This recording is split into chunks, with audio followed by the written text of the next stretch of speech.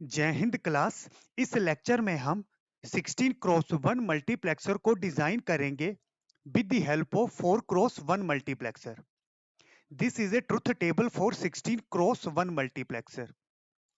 In the case of 16 cross 1 multiplexer, there are 4 select lines S3, S2, S1 and S0. How many combination in binary?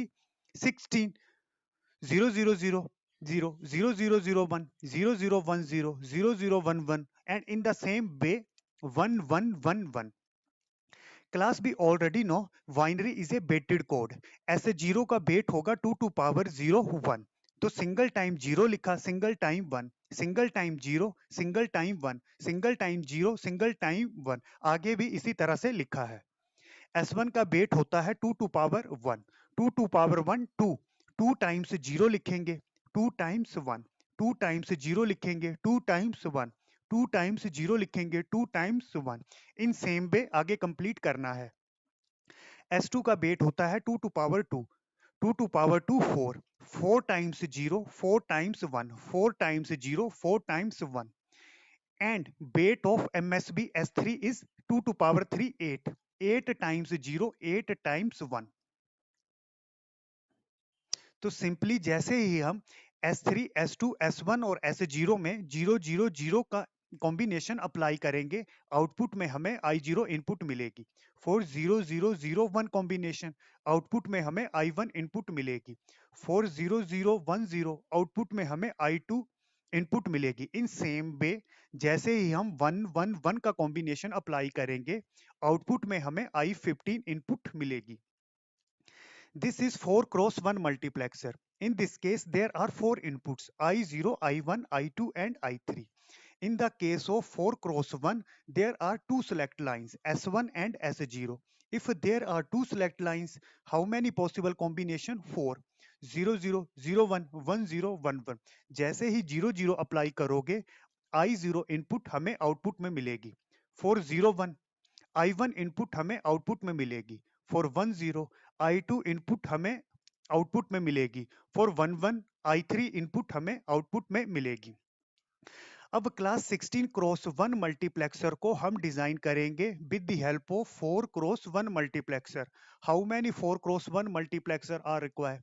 Simply you have to divide this 16 by 4. You will get 4 quotient. Again you have to divide this 4 by 4. You will get 1. जैसे ही 1 आएगा step रोक देना है। तो how many 4 cross 1 multiplexer are require? 4 plus 1 5। Class यहां पर answer मिला 4, तो सिंपली मैंने यहां पर 4 क्रॉस 1 मल्टीप्लेक्सर लगाए हैं वर्टिकल अलाइनमेंट में। आगे आंसर मिला 1, तो सिंपली यहां पर मैंने सिंगल 4 क्रॉस 1 मल्टीप्लेक्सर लगाया है। अब क्लास इसकी इनपुट्स क्या होगी? बेसिकली हम 16 क्रॉस 1 को बनाएंगे with the help of 4 cross 1। 16 cross 1 multiplexer की इनपुट्स होती हैं फ्रॉम I0 टू I15। तो फर्स्ट मल्टीप्लेक्सर की इनपुट्स होंगी from I0 to I3, I0, I1, I2, I3। Second multiplexer की इनपुट होंगी from I4 to I7, I4, I5, I6, I7। Third multiplexer की input होंगी from I8 to I11, I8, IN, I10, I11। And last multiplexer की input होंगी from 12 to 15, I12, I13, I14, I। Class अब select lines लिखनी है। हमें पता है in the case of 4 cross 1 multiplexer there is a requirement of 2 select lines. अब in the case of 16 cross 1 multiplexer हमें 4 सेलेक्ट लाइन चाहिए थी। In the case of 4 cross 1 हमें 2 सेलेक्ट लाइन चाहिए, तो हम यहां पर पेयर बना लेंगे। अब यहां पर पहले आया था S0, S1, इसको हम लिखेंगे यहां पर सेलेक्ट लाइंस होंगी S1, S0, S1, S0, S1, S0, S1, S0। फिर आया था S3 एंड S2, तो S3 S2 को हम यहां पर लिखेंगे S3 एंड S2। बेसिकली हमने ऑर्डर इन्वर्स कर दिया। जैसे यहां पर पहले आया था S0 S1, इसको बाद में लिखा हमने S0 S1। जो यहां पर बाद में आया था S2 S3, उसको पहले लिखा S2 S3। क्लास अब इन 4 मल्टीप्लेक्सर के लिए मैंने ऑर्डर S1 और S0 क्यों लिखा और इसके लिए S3 एंड S2 क्यों लिखा? इसके लिए आपको देखना पड़ेगा 16 क्रॉस 1 मल्टीप्लेक्सर का truth table. This is a 16 cross 1 multiplexer truth table. Class यहां पर देखो S1 एंड S0 की वैल्यू 0 0 0 1 1 0 1 1। एक मैंने पार्टीशन कर दी। अगेन अब S1 और S0 की वैल्यू रिपीट हो रही है 0 0 0 1 1 0 1 1। अगेन आगे S1 और S0 की वैल्यू रिपीट होगी 0 0 0 1 1 0 1 1। अगेन मैंने पार्टीशन कर दी। लास्ट 0 0 0 1 1 0 1 1 पार्टीशन कर दी। बेसिकली क्लास ये ब्लॉक क्या रिप्रेजेंट करेगा? ये ब्लॉक रिप्रेजेंट करेगा truth table for 4 cross 1 multiplexer. ये रिप्रेजेंट करेगा truth table of 4 cross 1 multiplexer. In that case, there are two select line S1 and S0 and there is a output. For 0 0 मुझे I0 मिलेगा, for 0 1 मुझे output में I1 मिलेगा, for 1 0 output में I2 मिलेगा, for 1 1 output में I3 मिलेगा।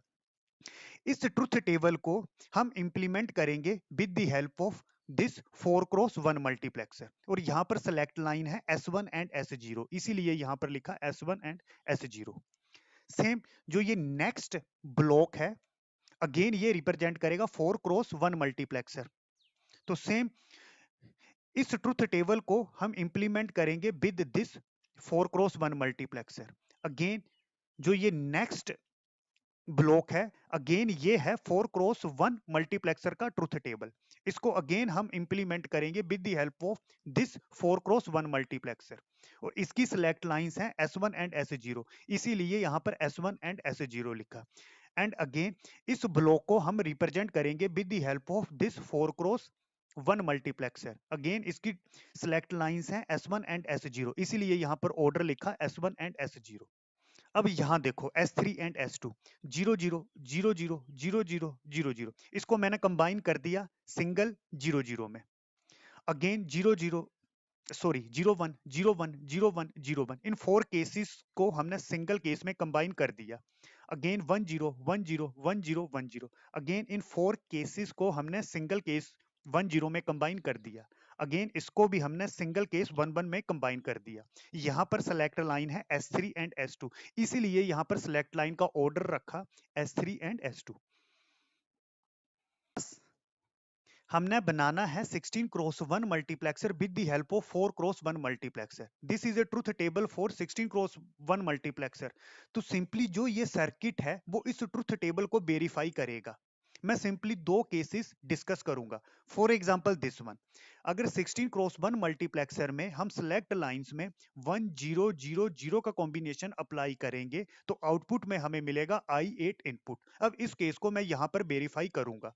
S3 की वैल्यू 1 और S2 की वैल्यू 0, S3 की वैल्यू 1, S2 की वैल्यू 0, S1 की वैल्यू 0, S0 की वैल्यू 0, S1 की वैल्यू 0, S0 की value 0, S1 0, S0 0, S1 0, S0 0, S1 0, S0 0।